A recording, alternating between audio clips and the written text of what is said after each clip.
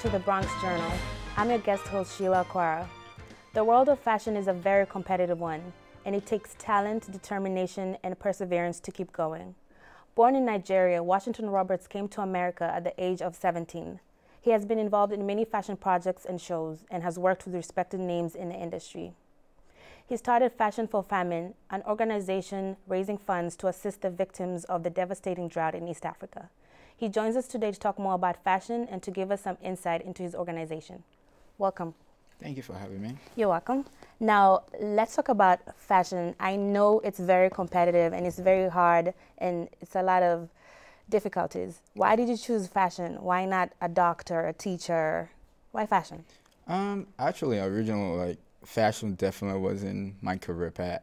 I came here to become an engineer.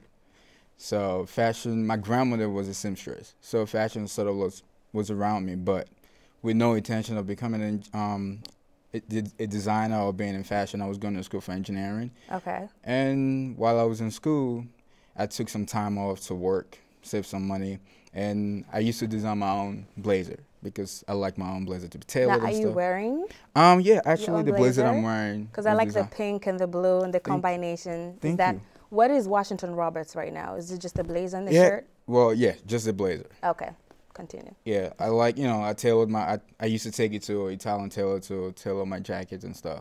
So my ex-girlfriend at the time was like, why don't you just get into fashion? I was like, no. An African engineer just sound much more like logical. Like, they make money. Fashion, you don't really make that much money. So that was my mentality then.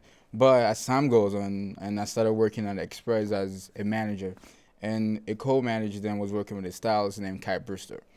And it was Fashion Week, and she was like, oh, we're looking for someone to help out. Do you want to? I was like, why not? Yeah. And it sort of started from there. So I just started, I loved it, and I decided I wanted to do more research into it, like if I wanted to go to school for it. I was still on the borderline, but eventually I went back to school for engineering, but it just wasn't the same thing anymore. So I dropped out of engineering, started the research in school. I wanted to go to Parsons. Parsons was just expensive. Right. FIT, they wouldn't accept me because I didn't have a portfolio, and I was just... A lot of criteria. Yeah, I just wasn't into it, and I looked up Catherine Gibbs at the time, and I started Catherine Gibbs like the same month.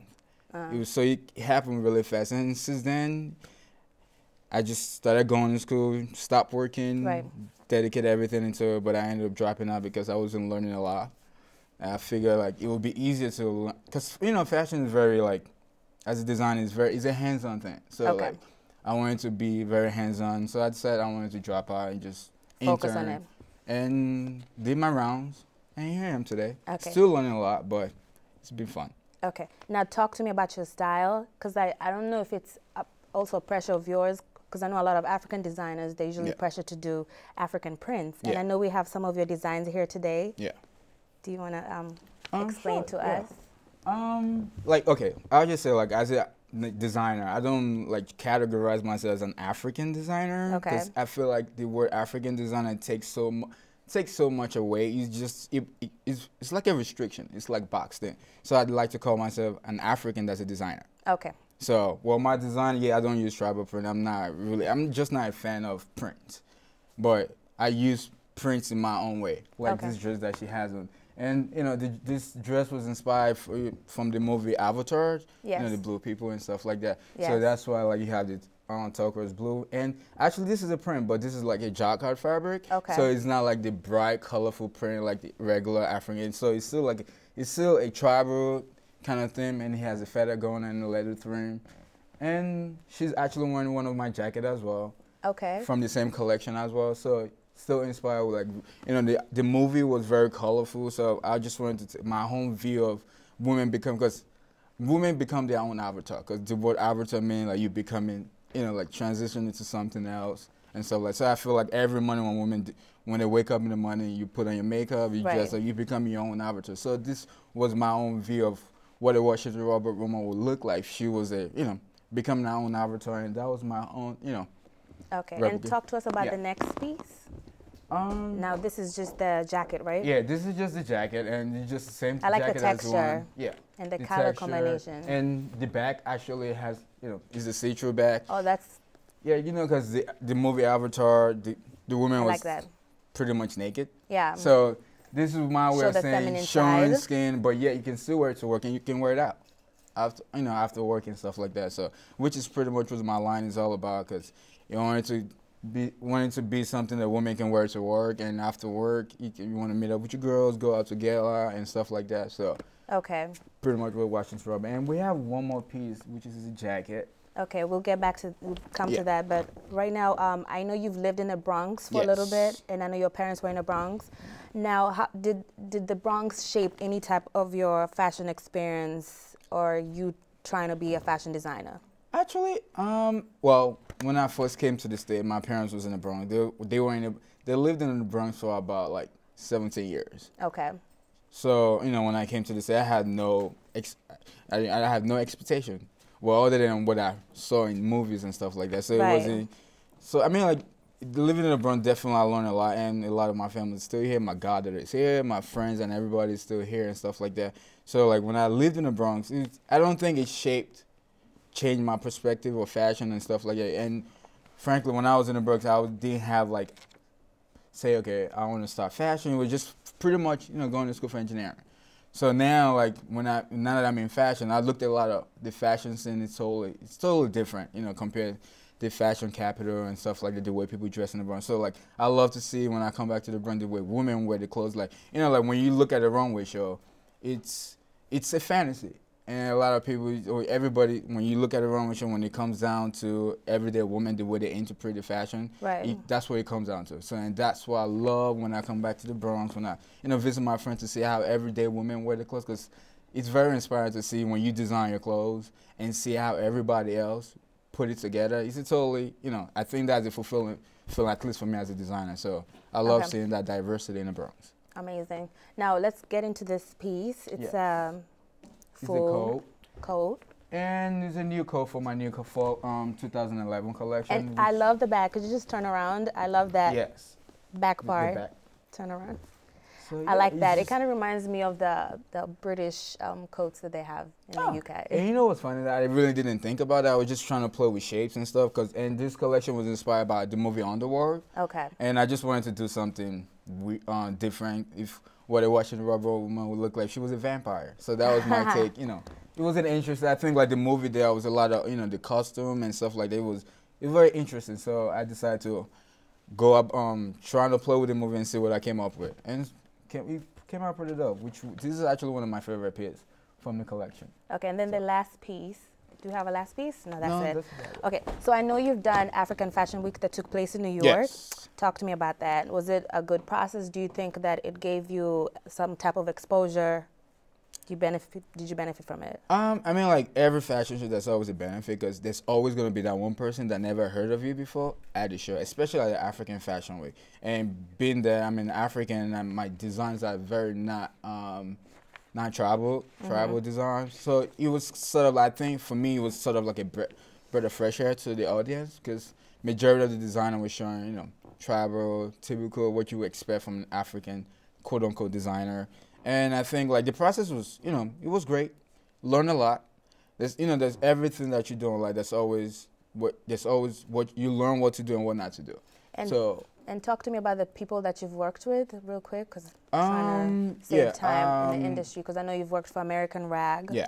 I was there for about 3 years. I was designing denim for them. Okay. And before that, I was working at William Raz, which is Justin Timberlake line. Okay. And I worked at Tory Burch, and just finished working at Victoria's Secret. Okay, and those are some really good companies to be affiliated with. Yeah. Now let's get into Fashion for Famine. Yes. Now you started this organization because you want to raise funds to help the victims of drought in East Africa. Yeah. Now which area are you focusing on? Because you know it affected Kenya, Sudan, Ethiopia. Pretty much, okay. I think a lot of people always get confused. The Horn of Africa, what the Horn of Africa is. And pretty much the Horn of Africa consists of Ethiopia, Somalia, and a bit of Sudan too. But I think the major part that was affected is Somalia and Ethiopia, and especially in Somalia, like the people there can get the aid that's coming to them because of the civil war that's been going on for quite some time. So a lot of people had to like flee to like Kenya in Ethiopia, which makes their camp a lot more like bigger and overwhelming for the NGO that's there. And so pretty much right now we're trying to focus on just focusing on each country at one time. Okay. And right now our focus is on Ethiopia. Okay. And that's pretty much how we're going about it. Do you have any sponsors, or are you looking for sponsors? Yep. I mean, like, when you have a non-profit organization, that's pretty much the biggest task is trying to raise funds. So yeah, totally. We reaching out to sponsors and stuff, and we actually have an event coming up on the 31st of March. But I think we might be doing one before that just to get the momentum going. But so far it's been good. You know, just about me using. I think like we all have a talent for a reason, right? And I just feel like, as for me, I just feel we young African, the youth, we're not doing enough for our own people. Yeah. And I always believe that to make a change, you have to go where the people are. And it's very commendable what you're doing, because thank you. You're not only focusing on fashion, because I know like you're a very passionate man about this issues, especially that deals with Africa. And it's good to, when you come here and you make it, it's good to always remember where you're from. Like my grandparents always tell me, we have and this, you know, they say like, if you're in this world, you to be able to you have to be able to make somebody's life better.